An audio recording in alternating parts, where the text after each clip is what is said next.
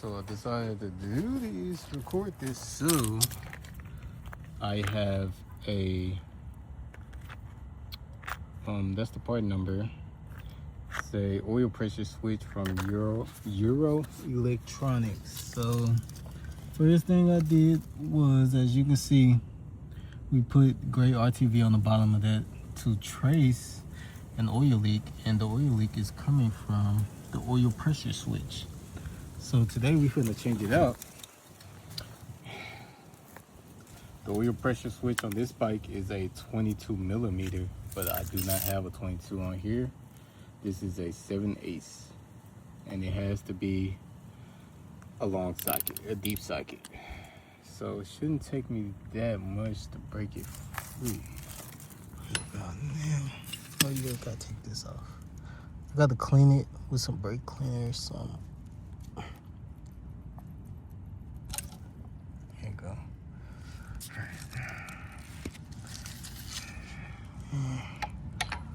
Put this up in here. Wow. It's a 24 for this one.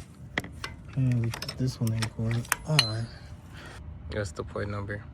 And they said it fits, but this one is a 22. I'm positive of that. Took a trip to O'Reilly.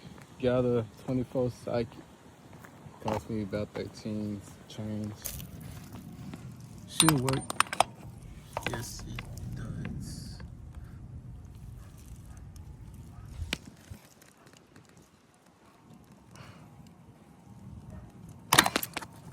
Ouch. I can hit my damn thumb on that damn cylinder. The bad one. We're gonna look at this good one. We're gonna compare them. That's the first thing you should do when you get new parts. Just compare them before you put them on. So I want to make sure they're the same thread pitch. See, this one's a little bit bigger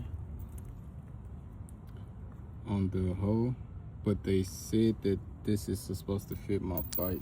Oh, let's put this right here. So it looks like it got the same threads. Put them side by side so y'all can see that.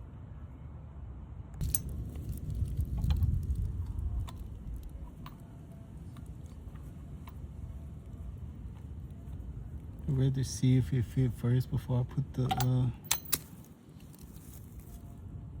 yeah.